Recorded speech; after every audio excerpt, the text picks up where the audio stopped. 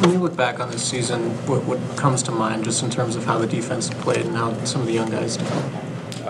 It's been a tough year for everyone, obviously, but I look at the year in review, and obviously not without watching all the tape all at once like we do in the South Scout setting, but all the adversity those guys have faced and just the communication, the way they've kind of built and rallied together and fought together, and there's never been any quit in this group, and that's been the cool part of it. And they've just been grinding and taking all the coaching and learning as much as they can, and whoever's had their opportunity, they've with reps have gotten better and better all the way throughout the board. So that's been the cool part. The fact that none of them have gotten down, they've just continued to get better, and it's finishing strong so far.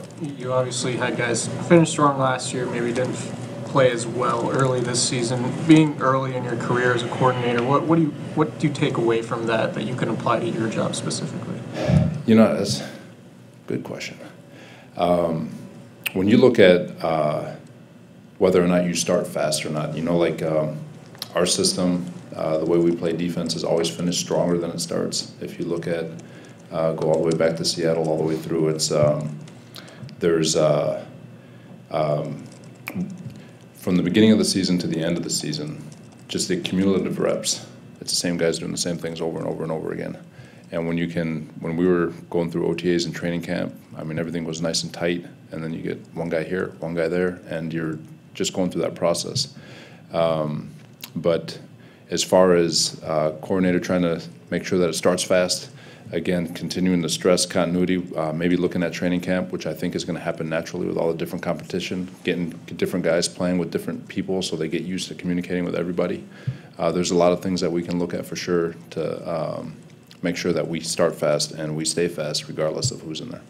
What's going to be the primary message for these guys next week going into the off season? Where do they need to get better most? Do they need to get stronger? Do they need to get more in tune with the scheme? What is it? So we, as a defensive staff, I know we do these things called get better tapes, and so we go back and we evaluate every single player and everything that they've put on tape, and obviously we already have an idea of what their strengths and weaknesses are.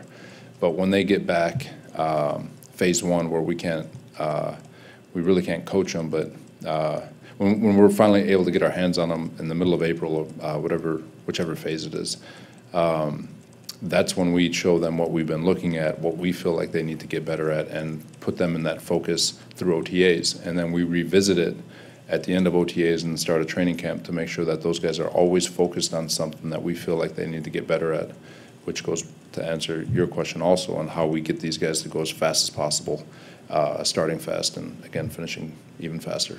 Your defense gave up 14 points against Chicago, which is fantastic. A lot of that was the 2 turnovers. Schematically, you allowed Trubisky to complete 86% of his passes and average about 8.5 yards per attempt. I mean, in retrospect, is that something you're comfortable with, or would you like to change up a coverage, change up a pressure scheme, and knock him out of his rhythm a little bit, not give up a steady stream of 8-yard catches? That's fair. When it came with Chicago, they run a lot of bubbles, a lot of screens, a lot of short stuff, and one of the focal points was taking 29 out of the game and not allowing Trubisky to throw a go ball to number 1, single receiver side. Those were the 2 main focal points, along with stopping the run, make sure they don't beat us up in the run game. And so for the most part, we accomplished that. 29 had a very quiet day. I think he had 12 touches for 19 yards, which is pretty good for that kid. And when Trubisky had the one drive where he dink and dunked to start the second half, and we came back, we went to the sideline, made the adjustment to get to more man coverage, get it a little bit tighter. So we were going to keep giving it to him until he proved us wrong. And so he had a really nice drive. And even in that drive, it was really, I felt like that was one of our better series because we got the ball out twice, had a chance at an interception. So we believe that if you take 12 plays to go score a touchdown, something's going to happen in our favor, and you can't do it over and over and over again throughout the course of a game. And when they're able to get it done, like they did on that one drive, we made the necessary adjustments, and we were able to shut them out for the final 19 minutes. So felt like the guys played hard, and they played well.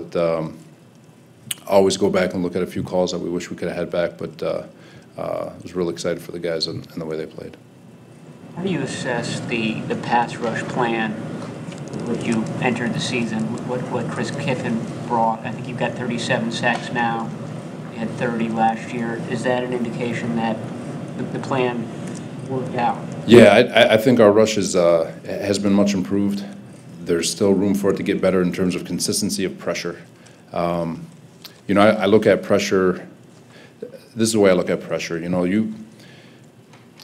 When a quarterback feels like he can't two-hitch, he hits his back foot and takes 2 hitches to throw a football. If a quarterback feels comfortable that he can do that, then the coordinator is going to feel comfortable to call a deeper developing concept that allows him to take his 2 hitches.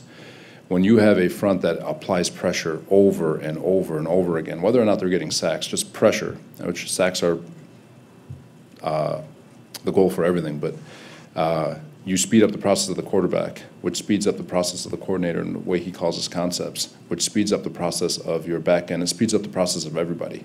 And so if the concepts are faster, the quarterback is getting it out faster, your hook defenders and your underneath defenders can play a lot faster. And now those checkdowns that are leaking for 6-7 yards are 3 and 4 yards. It all ties in together. And so when we get to the point where we feel like the offense is speeding up their process because they're worried about our rush, that's when we've achieved exactly what we want to, and it's been a lot better this year, but there's still more to go. Looking at the big picture, I feel that early in this season we were talking a lot about miscommunications, and one of the things we wrote, 9 different safety combinations over the course of the year, and now I feel last few weeks that hasn't been as much of an issue or an issue at all. How would you kind of evaluate the improvement as far as communication goes, and why that's happened over the course of the season? It's all continuity.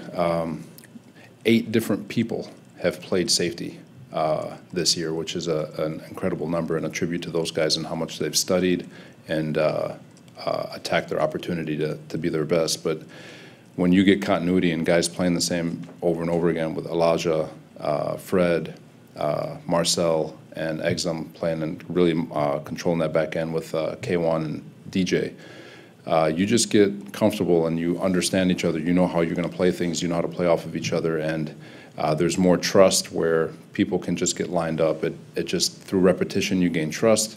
Through repetition, you get more confident that you can align and not have to worry about other people aligning. There's more communication, so rather than one person doing all the talking, now there's 3. So everybody is talking, and that only comes with repetition and continuity. And that's what we can attribute to this to this strong finish, is the fact that we've been able to play with the same group over and over again for the last 4 or 5 weeks.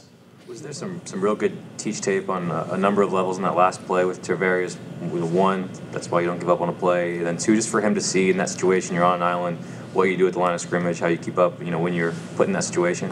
For sure, there's a lot of great teaching moments every play, and for Tavarius, how he can be better at the line of scrimmage, but just love the mindset, the whole group trying to go after the football the way they did. I think we got the ball out on I want to say 4 different occasions, and we recovered 2 of them.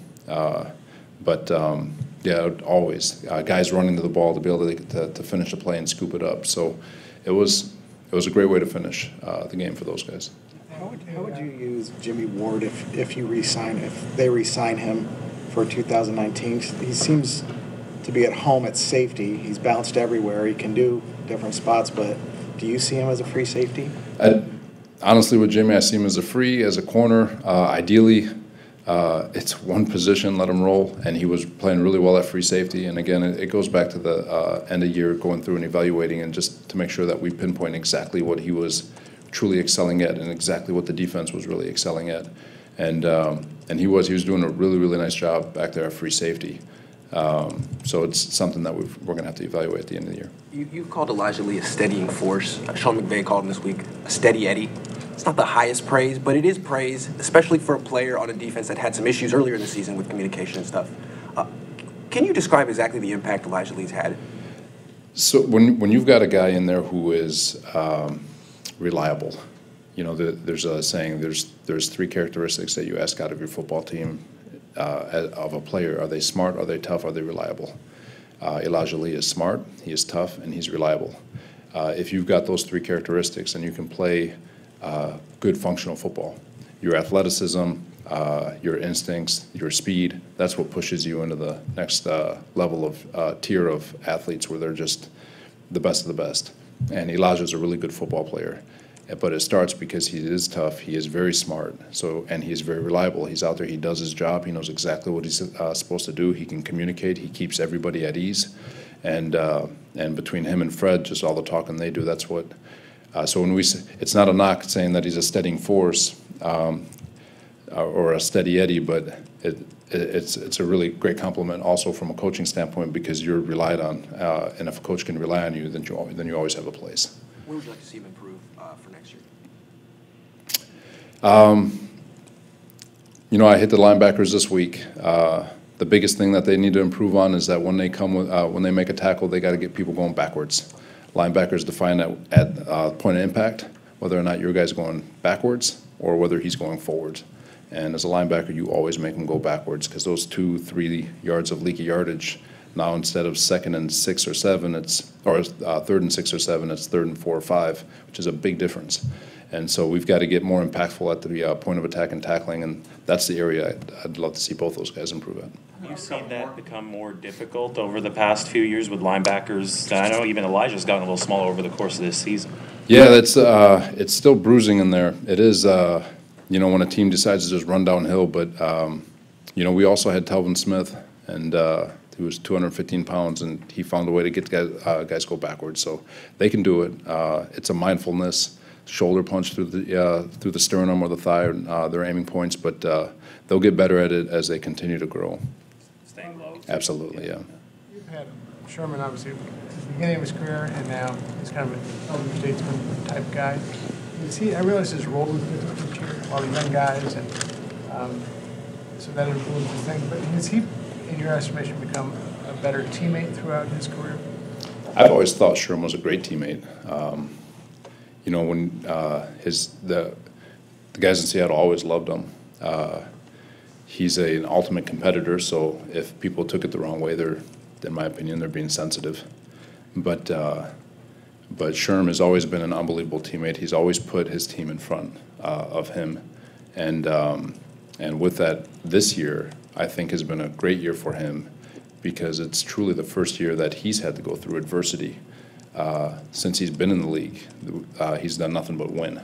And now he's here where he's on the field with 4 or 5 rookies, and he's really, I can't say enough about him. He's been unbelievable in that regard, and just being the veteran calmness to the group when it'd be very easy for any other veteran to just point a finger or whatever it is. He's just been a rallying cry, and he's been awesome. I can't say enough about him. And if we could say he grew, I mean, every year, every man grows with learning experiences, and for Sherm and what he's been able to do with those young guys, I can't say enough for him. He's been awesome. Is there anyone, you've ever come across that even can remotely compare to his personality, leadership style, all that, or is he truly one of a kind? That competitive drive? And the way he leads, the way he carries himself, that's what makes those guys gold jacket. It's their mindset, tough, smart, reliable, throwing the athleticism, throwing the team first mentality, and you've got superstars, and that's what he's been his whole career. All right. Thanks, guys. All right. Thanks, everybody.